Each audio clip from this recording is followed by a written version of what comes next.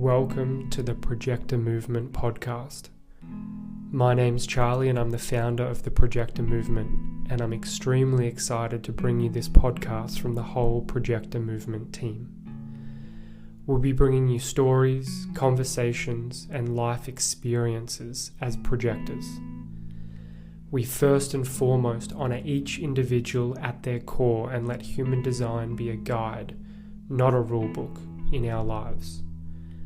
We'll dive deep into topics that bring your projector essence alive. This is for you, the 20% of the world that is inherently different than everybody else. We're projectors, we're different, and we love it.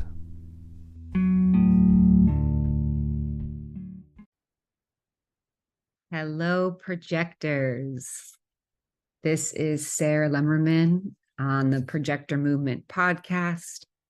I am one of the deconditioning specialists here at the Projector Movement, and I'm really excited to talk to you this week about a certain projector behavior that we have learned how to do from a very early age that directly impacts our relationships with romantic partners, our relationships with our family, with our friends, with our colleagues, and most importantly, our relationship with ourselves. And this common relationship pattern that we fall into is defined as the people pleaser. Dun, dun, dun. I say that with love because I know many of you listening can relate to having these tendencies and most likely having them at a very early age. And I want to shed a little light in this podcast as to what people pleasing actually is, why projectors are naturally predispositioned to become people pleasers, and how that really impacts all of our relationships in negative ways, even though at times it feels temporarily positive. And with any of this information, I invite you to hold yourself with compassion. So know that if this relates to you, if you are currently an active people pleaser, if you love this about yourself, if this is a challenged aspect, wherever you fall on the spectrum, be curious and open to receiving perhaps other ways in which we can become in more alignment. Because as you'll hear throughout the podcast, the origin of the people-pleasing behavior for projectors derived from a safety strategy when we were very young. I'll say that again, and I'm going to get into it later in the call, but that the people-pleasing behavior, this part of ourselves that defaults into taking care of the other, was a behavior that we developed to find safety at a very, very early age. So I'll begin with saying that many projectors grew up in families and developed a persona and an identity and were praised based on our ability to take care of other people's needs. It's also something that projectors in this generating world, where we may feel a bit handicapped or like we can't keep up with the rest of the world, this area of taking care of others or being the people pleaser, we have a lot of self-esteem around this area. It's a area that we've excelled in. So it's natural that we want to, or there's an unconscious desire to continue this, because throughout life, we've been most likely praised for this part of ourselves. We've helped a lot of people. We're good at it. So if I were to do the thing, which is to burst your bubble, as many people going through their deconditioning process or reconditioning process as a projector, I want to invite you to possibly reframe this characteristic or behavior of being a pleaser as a good thing.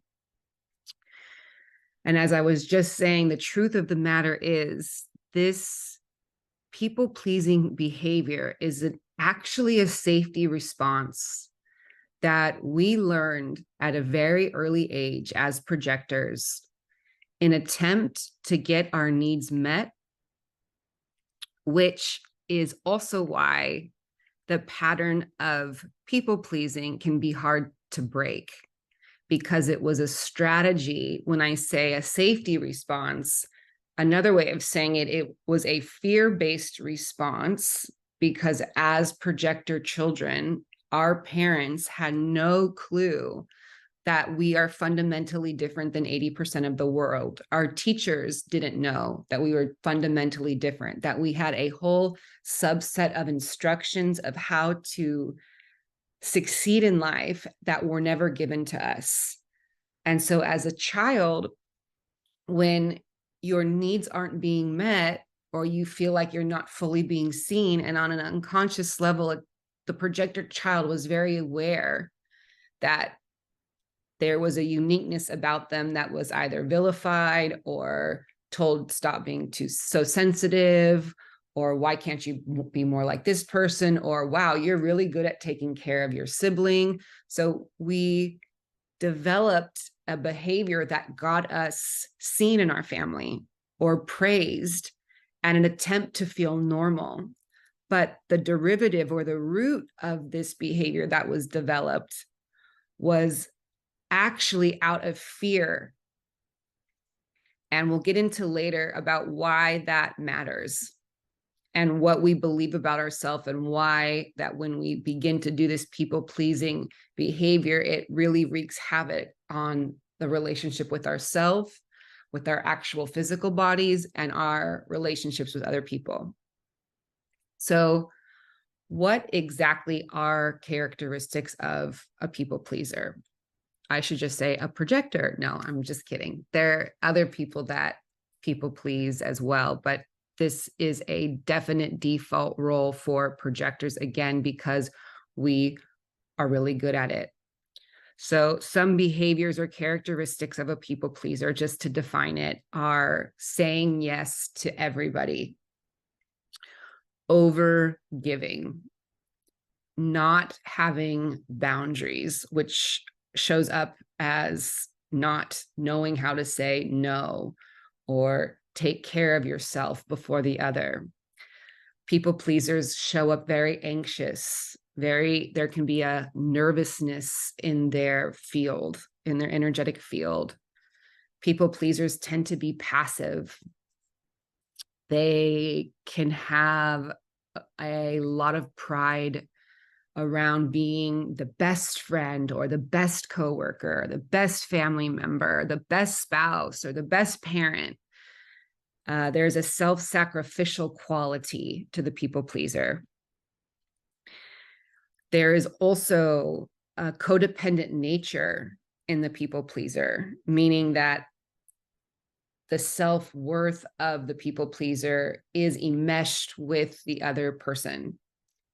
So your sense of self is derived from the ability to help others. Therefore, when you're not in that dynamic, you are constantly craving another person to feel full and fulfilled. People pleasers have a poor defined sense of self, which, again, repeating here, but is exactly why we tend to help others, because we haven't developed our sense of self, which, again, I can trace back to what I said about our childhood. A poor sense of self would be a projector at a young age, because no one was validating all of our differences, all of our unique ways of seeing the world, our wisdom. No one was seeing us for who we were, exactly as we were, and saying, yes, you're amazing. So when we were seen, it oftentimes was in the role of helper, because we are naturally good at that. Our aura is outward. We, even at 4 years old, can see into adults and see more clearly than they can. And we knew that as children, but no one was honoring the projector characteristics. Some other people-pleasing characteristics are people pleasers can suffer from addiction. It's that also that codependent type of behavior where we're looking for something outside to soothe us, to make us feel a certain way, because life, again, didn't teach projectors the proper toolkit of how to actually tend to our sensitive beings. People pleasers can also show up in the fight or flight response of hyperarousal. So we're constantly like hypervigilant or looking around. There's an unease in the frequency, because again, if we aren't plugged into someone or helping someone, we can begin to feel very, very anxious or very nervous. So I want to give an example. We've talked a bit about, this development, that whether or not our parents were amazing or our parents were not so amazing, no one had the vocabulary or the education to teach our parents what the needs of the projectors were. And so I want to give you an example as to how this, I want to give an example personally how my people-pleasing tendencies developed, and perhaps you can relate to this story as well, and why we'll move into why this behavior should be looked at and addressed within each projector, because it really does take away from our true nature, and it ends up activating a fear response that we were feeling when we were very young, when we developed the need to take care of everybody else, or we developed the belief that my purpose here is actually just to take care of everyone else. My individual self doesn't matter. So for me personally, when I was young, in my family, I was told how sensitive I was very often. And it wasn't in the name of being a compliment. It was, oh, you're too sensitive. I was sick all the time. I was self-conscious about both of those characteristics. I had sisters who both generators, who same parents, same upbringing, were much more resilient than me. So at a very young age, let's say 5 or 6 years old, after being told I was too sensitive and just having so much sickness, a deep part of me felt very rejected and unwelcomed with these qualities. And my brilliant projector 6-year-old inner child created a defense mechanism of people pleasing, because naturally I was really good at it. And I noticed I would get praise, or people would desire me in the moment for being able to help out various family members or friends, or help people solve problems. So my little being, my little girl, was validated unconsciously and made up a belief that in order for me not to experience the rejection of feeling sensitive, weak, and sick, and to be accepted and loved in my family, I learned very young that I'll do everything for everyone else. My purpose in this family is to help people, to give good advice, and to be the best at it. Because again, it came so natural to me. It must be, that's what I'm here to do.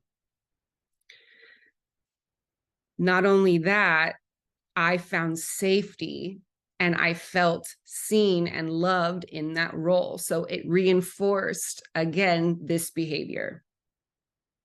Now let's fast forward 6-year-old Sarah to Sarah at 16 or Sarah at 25, and you will see a projector, teenager, young adult with a heavily dysregulated nervous system, suffering from an eating disorder, an overachiever, a chronic and desperate people pleaser, someone who suffered from deep codependent relationships and enmeshment, and also a physical body that collapsed in the condition of chronic fatigue syndrome. So you may be wondering, how is people-pleasing behaviors, or how are people-pleasing behaviors and physical sickness related? Well, back again to this survival strategy. And that's why I want to continue to say that this people-pleasing behavior is a survival strategy, because this behavior was developed in the part of the brain. We're going to get a little technical here. My little scientific glasses are coming on. So the part of the brain that registers fear, fight or flight response got activated. And again, if you can imagine, if my sense of self felt unsafe in my environment, my needs weren't being met, my people-pleasing behavior is coming from a fight or flight or fawn response. It's coming from a fear-based survival strategy. So I say that because fight or flight is a very stressed state for the being to be in. Now, if in my life, that is what I'm doing to feel safe, people please, which is activating the fight or flight response because it was birthed from a sense of being rejected and needing to feel safe, living in a fight or flight response causes extreme illness and sickness in the body. It is, if you look in the wild, there's not one species that is living in a constant state of fight, flight, and the human we now know freeze or fawn. Not one species, because that state creates a lot of cortisol, a lot of stress, and it totally dysregulates us. So living in this state of people-pleasing mode for most of my life caught up with my physical body and completely collapsed me. So if you are suffering from conditions like chronic fatigue syndrome or fibromyalgia or neurological conditions or physical pain, these are oftentimes side effects of the way that we are living our life. And as projectors, again, I will sound like a broken record, because we developed this fear-based strategy or safety-based strategy at a young age, and we don't come with the same energetic tenacity as generators. Our beings are more fragile. If we're running fear-based responses 24/7 to get our needs met, the body will collapse. It will collapse for generators, but for projectors, it's even more so. So I say that not to scare you. I say that not to make you feel ashamed. I say that to challenge you, to motivate you to see if there's another way to get your needs met. Okay, so another aspect of the people-pleasing behavior that I've said a bit, but I want to just highlight. So in addition to it being a safety strategy, our adult self, as I've said, over time, we have a lot of self-esteem around being really good at helping other people. So here we are projectors. We've grown up in a world where we're the sensitive ones. We're the ones that get sick more often. We're the ones that can't hang with the rest of the world. We aren't at a space yet. It's coming soon, I promise, but we're not at a space yet where the world recognizes us for our brilliance and invites us in. We can't come to a party and say, I'm a projector, and everyone's like, oh my God, you're awesome, right? Like no one's doing that yet. Or even in a job descriptions, being like, I'm a projector, and people are like, yes, you're going to be able to see me the clearest. So we're coming up in a world that we haven't been seen. So when we do have someone in our family or our friends or someone at work that calls upon us for help, we get an instant endorphin rush of being needed, of being wanted. We can bring out our magic and be like, yes, you feel so good, feel so wanted. I'm really good here.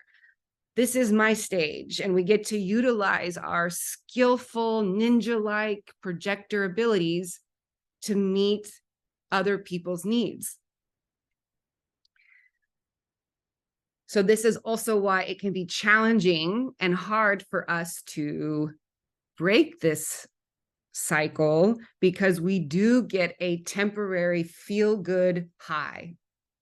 And I use the word temporary on purpose, because if we were to play out the cycle of being a people pleaser, if we are the ones that are helping other people out, sacrificing ourselves in the name of being good, and this person needs me, or they only can come to me, or I'm really good at this. This cycle goes like this. Someone calls, they need my help. I feel really wanted and needed. I feel really good. So we feel awesome. The chart spikes up and feeling really good. However, a few hours later, a couple days later, this feeling of bitterness or resentment or feeling exhausted comes to the surface.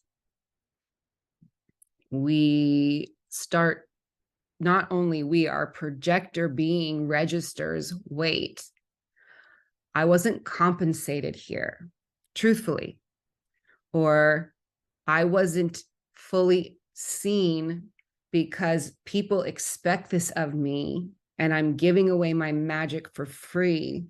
And that's not how my being was designed. I was designed to be able to support in compensation. And when it's friends and family members, we tend to overgive and not receive. And so if you were to play out that short-lived endorphin high of being needed and being a master at advice giving or helping, it then crashes quickly in the form of physical illness, feeling bitter, feeling frustrated. And we can start to develop feelings of depression or feeling worthless, which also directly impacts our self-esteem and our health. Okay. So I say that so that you have that analogy in your mind of the cycle of when we help others and we're not adequately compensated, or we're doing it because we believe they need us, we end up really falling flat a few hours later. I'll call it, this just analogy came to my mind. It's almost like if you have ever gone out and you're drinking and you feel really good, you have that evening that you feel amazing, but then the next morning you wake up and like for 48 hours, you feel horrible.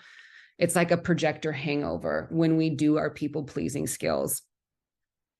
So I'm going to loop this in to why this behavior and where projectors can find struggle in our relationships. And I want to go over two main points today about this.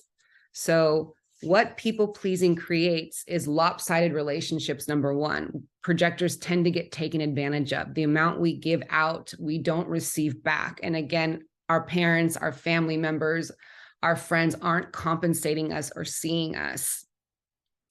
And in that, we, taking accountability of ourselves, oftentimes go into relationships hoping and praying someone's going to do that thing for us. Someone's going to come and meet our needs, take care of us, do the thing for us that we're so good at doing for everybody else. And it sets up this fantasy that is not our relationship person's responsibility to do. and I'll say that more clearly. There isn't going to be someone that's going to be able to meet your needs the way that you meet other people's needs, because that person is yourself. And another point I want to say about this is that naturally projectors, if you think about our aura and the way we're designed, we are designed to go out and be in the world and connect with other people and guide them. But oftentimes we find it so much easier to focus outwardly. That's where the people pleasing can come in, our outward focus, like I'll help you, then who's next? Okay, you over there. Okay, great, you over here. And we've spent so much of our energy doing that outward focus. We come home, collapse, go to bed, do it again. The cycle repeats. And we have a deficiency in focusing on what our own needs and how can I meet them. And that is ultimately where our relationships really fall flat, because we come into a relationship with a fantasy that someone else is going to meet our needs when we don't even know how to meet them ourselves. And truthfully, it's not that person's responsibility to meet our own needs. And as projectors, why I'm sure you guys are, of course, you're familiar with the projector movement. That's why you're on this call right now. But why so much of the projector movement focus is understanding your fundamental differences, what needs you've had all along, but never have known, and how we begin to meet our needs ourselves, prioritizing our healing, our conditioning work, unlearning belief systems, strategies such as people pleasing, so that we feel full, so that our being is full and feels safe. We're the parents now that we've needed. We trust our ability to have a boundary. We trust our ability to say no. We trust our ability to only guide and give advice when we are adequately compensated. And I know that process of getting there isn't comfortable. It's not easy, but your success, your joy, your life that you were destined to have as a projector is waiting for you when you begin to do this type of work, to disengage, to disconnect these responses in our bodies that we learned when we were young, so that we now can take full power back in our life to develop a healthy sense of self, which of course translates into a healthier relationship style, because we know ourselves first. So I thank you for your time. And I also want to share with anyone who wants to really go deeper into understanding these projector relational pitfalls, such as people pleasing. Another one is perfectionism. For those who are wanting to really go deeper and create more fulfilling relationships, we have here at the Projector Movement a 4-week live projector relationship training that dives deeply into how to cultivate more harmonious relationships in your life as a projector. I will be leading it and would absolutely love to see you there. If you are interested, you can join now on our website or below. There will also be a link in our Instagram account. Wherever you are, trust and know that you are exactly where you need to be. Create and truthfully give yourself so much compassion. For if we knew better, if we had the right rule book, if we knew our uniqueness at an early age, we would not be where we are right now. And truthfully, there is nothing wrong with where we are right now. The invitation is just to begin to see a different possibility for your life when you have the proper wisdom and knowledge. Wherever you are, I hope you have a beautiful day or a beautiful evening. May you find time to take a pause and to relax in an easeful vibration. Sending my love. Take care.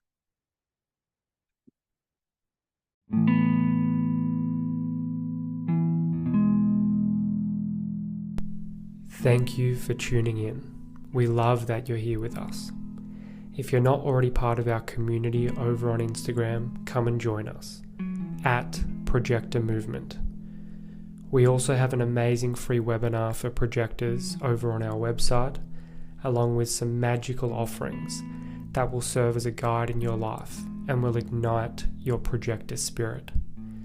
Head over to www.projectormovement.com. Until next time, journey well.